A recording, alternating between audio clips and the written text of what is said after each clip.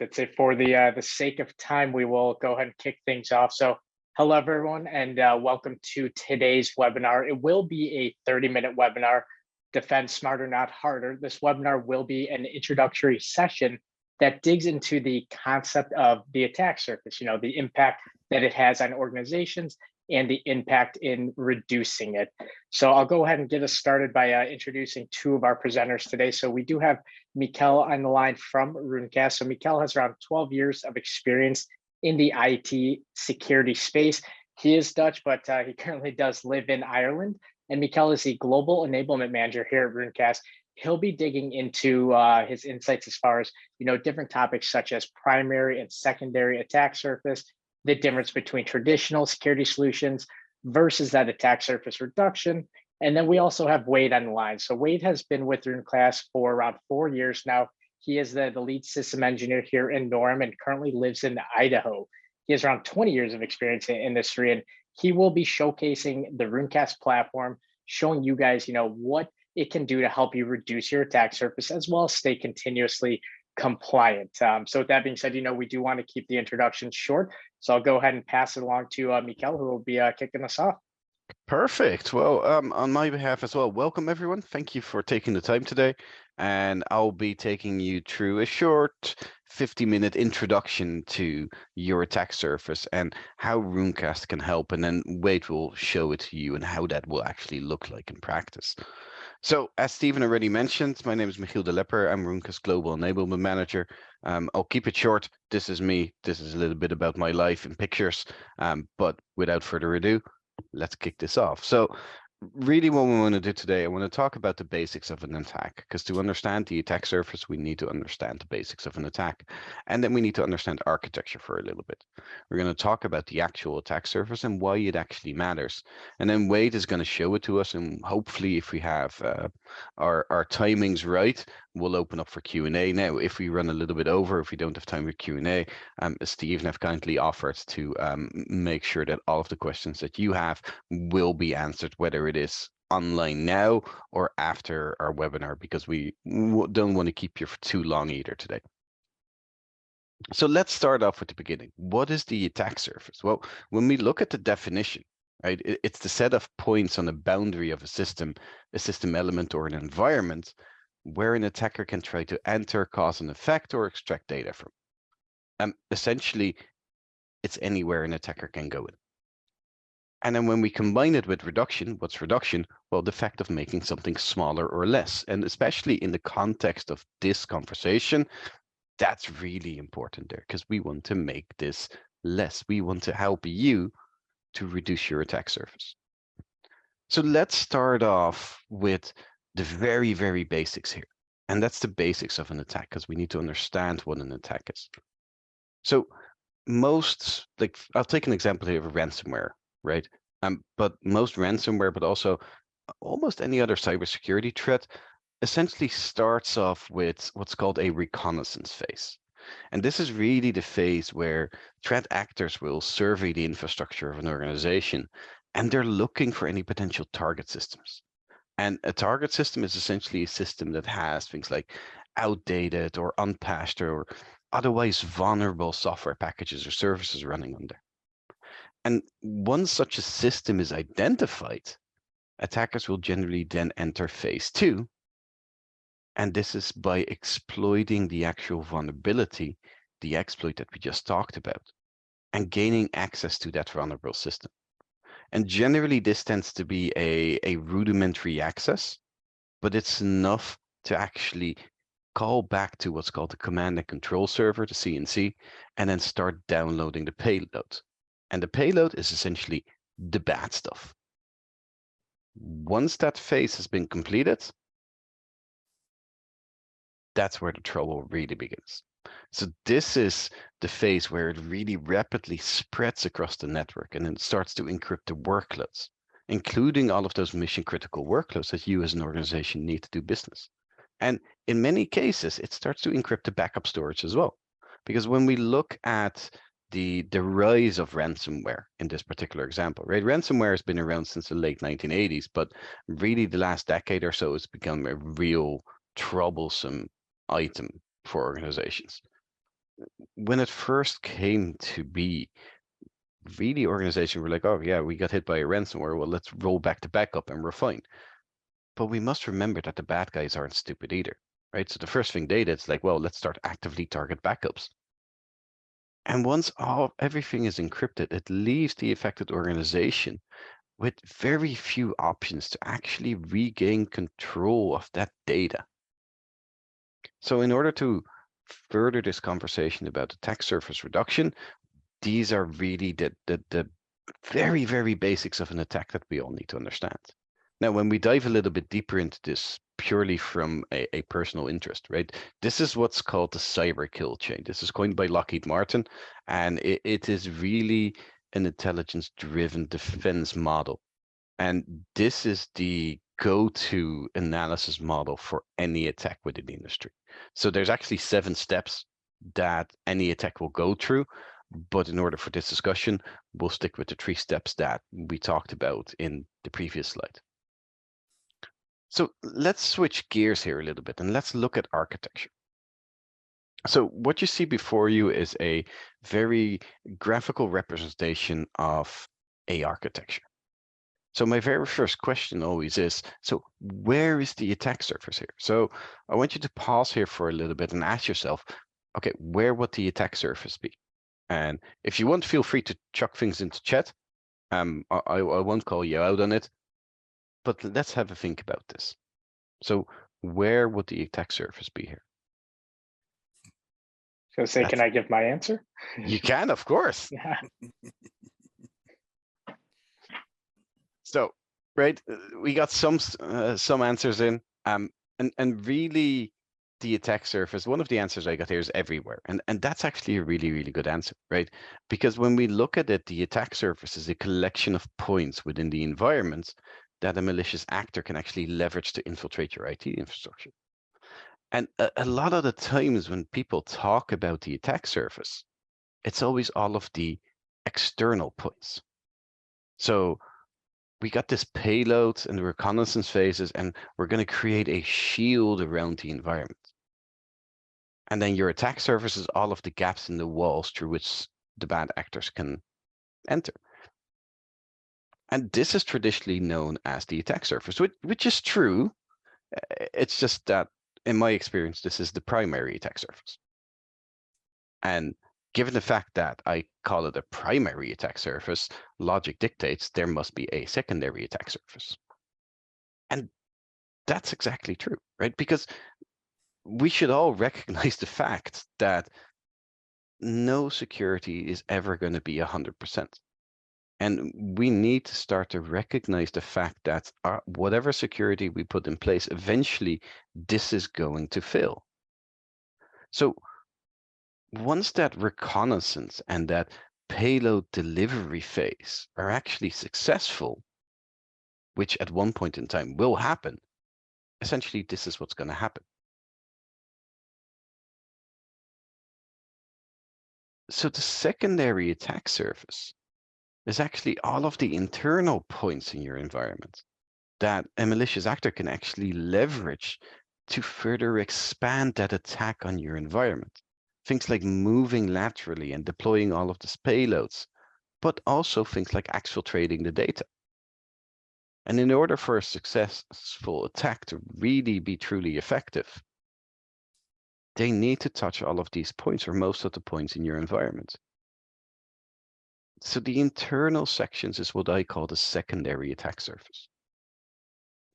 And to make this even more complicated, because obviously this is a graphical representation, right? Your actual environment is probably a lot more complex than this. And that's just your on-premise stuff, right? Because this would be reflected in your offices and your remote sites, but then also in your data centers. And don't forget that after our infrastructure transformation that the industry went through, we're now in the middle of our cloud revolutions, which means that, oh, okay, so I have a new transformation into the likes of Azure and AWS and Google Cloud. So my infrastructure and platform as a service. And of course, all of my SaaS vendors that I'm now leveraging to accelerate my business.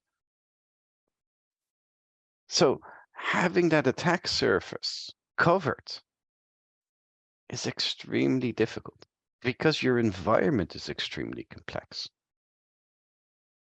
So why does all of this matter? Why do I talk about all of this stuff, right? Why is that relevant to Runecast? So in my opinion, and I'm saying this with a well over a decade of experience in the cybersecurity industry, the most efficient protection against any form of cyber attack is to prevent it from happening from the first place. And this is really where Runecast comes in. So we're not like traditional security, but we're a lot more effective in my opinion, because we combine vulnerability assessment with the ability to continuously analyze the environment. And we analyze against a very wide range of security best practice guides and security hardening guides and regulatory compliance guides. And we apply all of that to your environment and tell you exactly where your gaps are. And we give you the information how to plug them. So you don't have to rely on third-party protection measures to cover the gaps.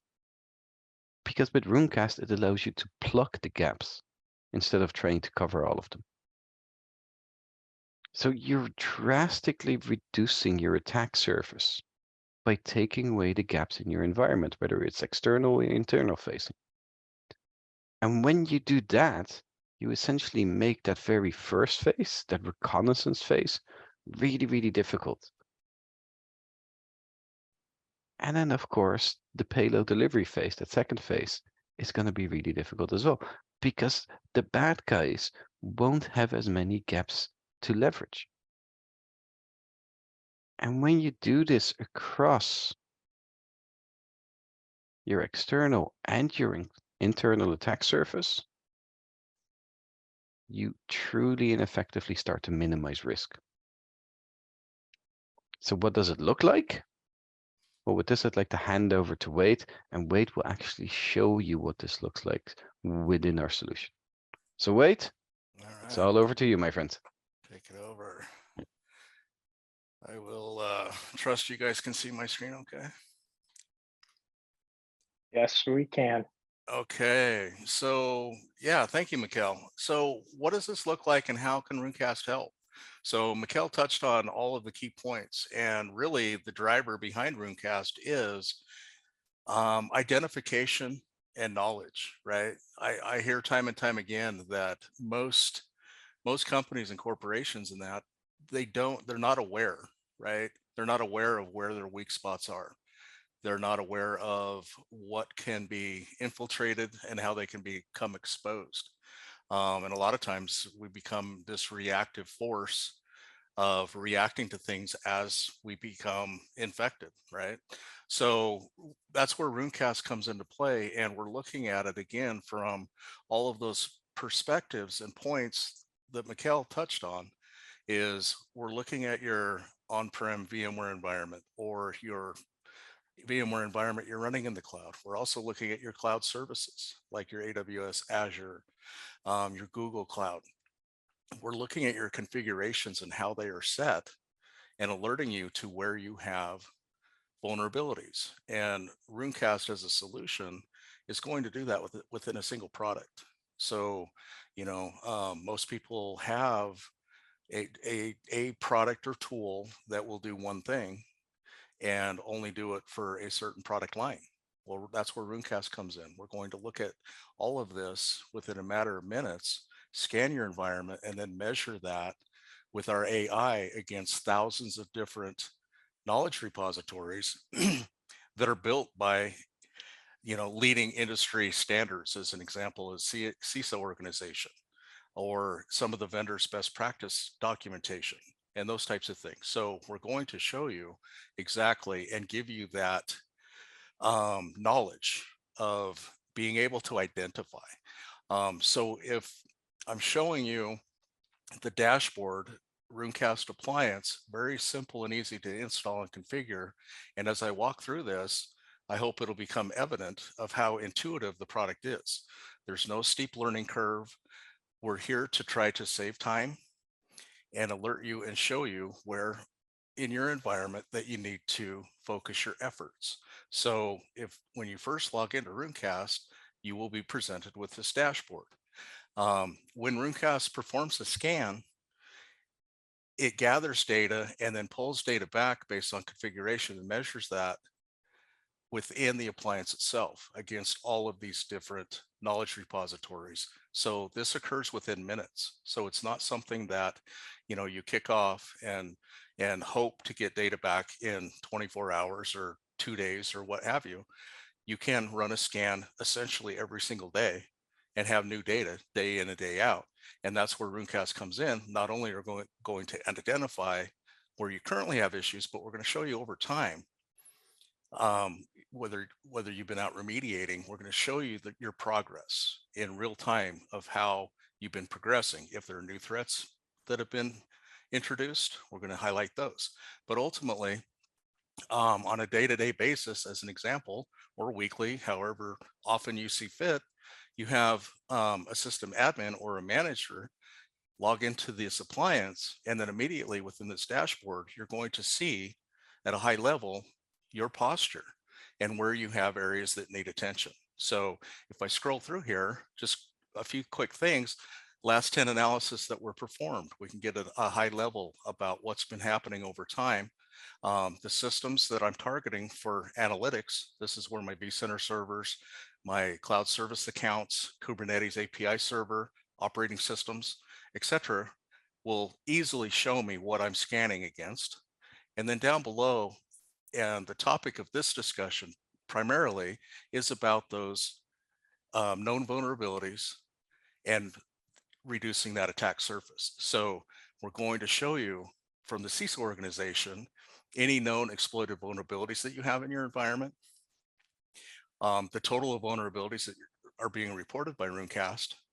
And then down below, Runecast also has 14 different industry standard security guidelines or hardening guidelines that you can enable within the product and scan your environment against. And down below, we're going to show you in a quick dashboard of how many issues you have per each of these standards. You don't have to have all of these enabled. You can just enable a few of them. Most of our clients have 2 or 3, depending on the vertical that your business is in, right?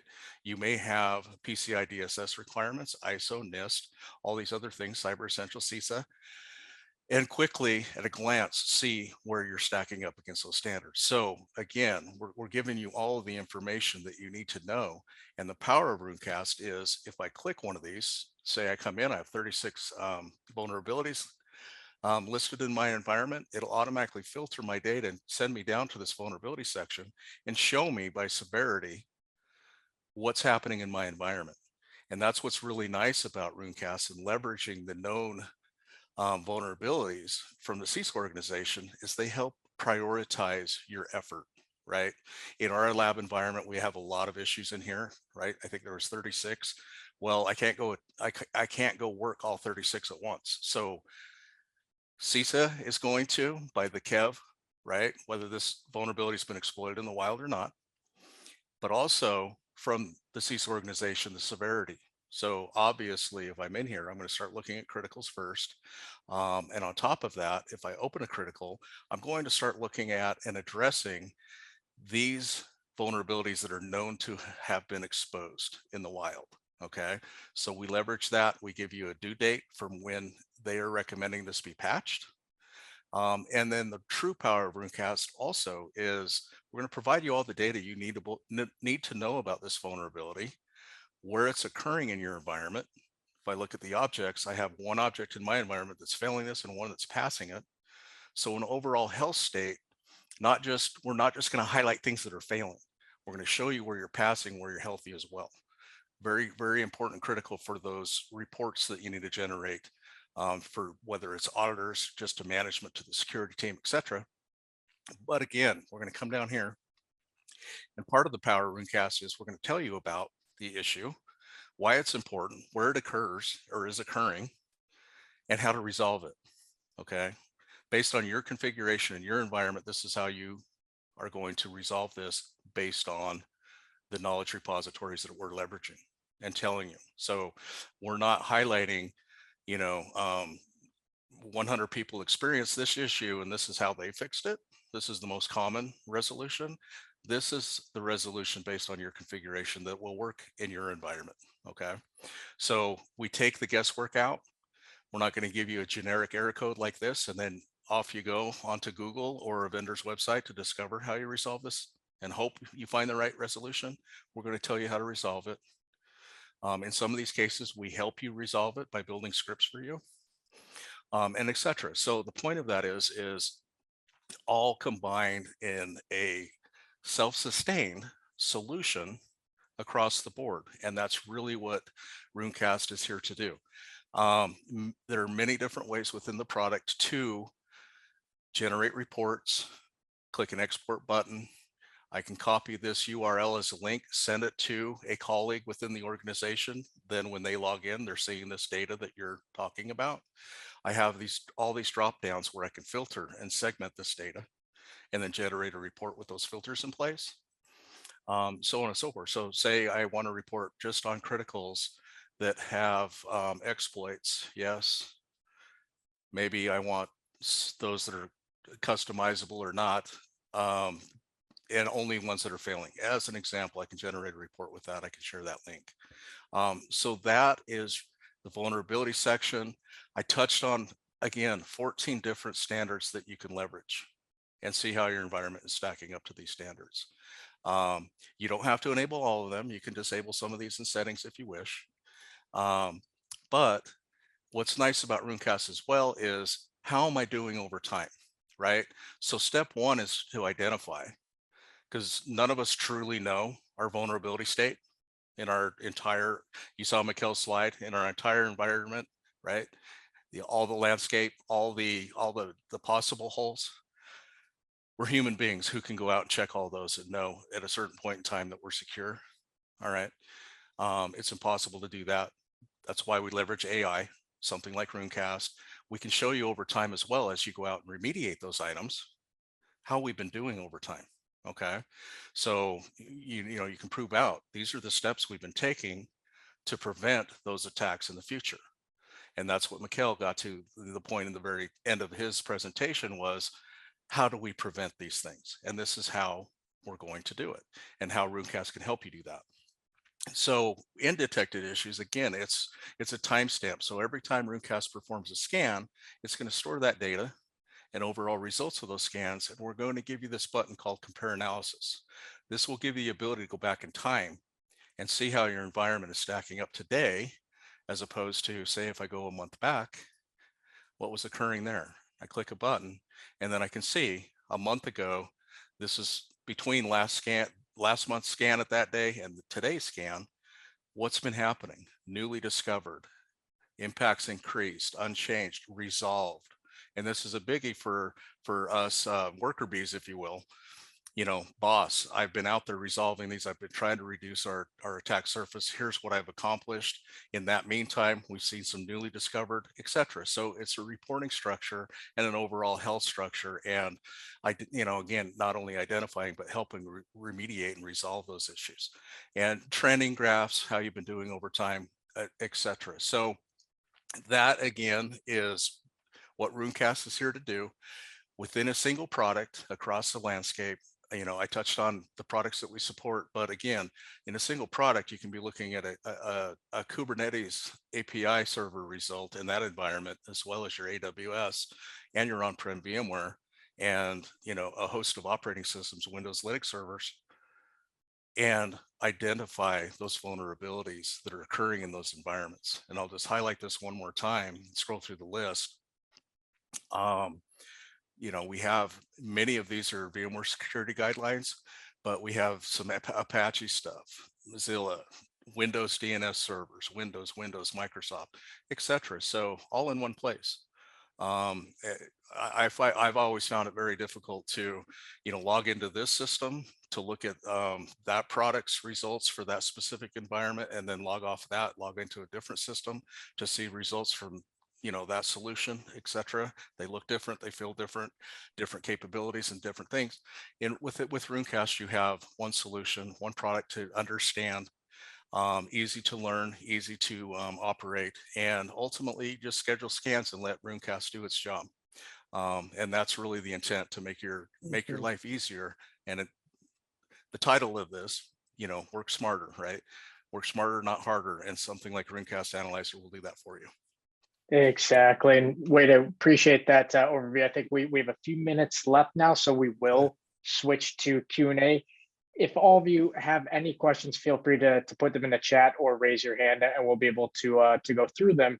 But a question to kick us off is, how does Runecast currently connect to their environments? What is the method for that, I guess, is the way we'll put it. Absolutely, and it depends on the solution you're targeting. So in the VMware environment, Runecast will target the vCenter server. Okay, establish a connection with that, because the vCenter database contains all your configuration data. In a cloud services account, you would just target your cloud account, because that hosts and contains all your configuration data. Kubernetes is the API server. Today, we do deploy an agent for guest operating systems like Windows, Linux, but that's the only part of our product that requires an agent, and that's soon to sunset on its own. So it's a management system interrogation type of thing.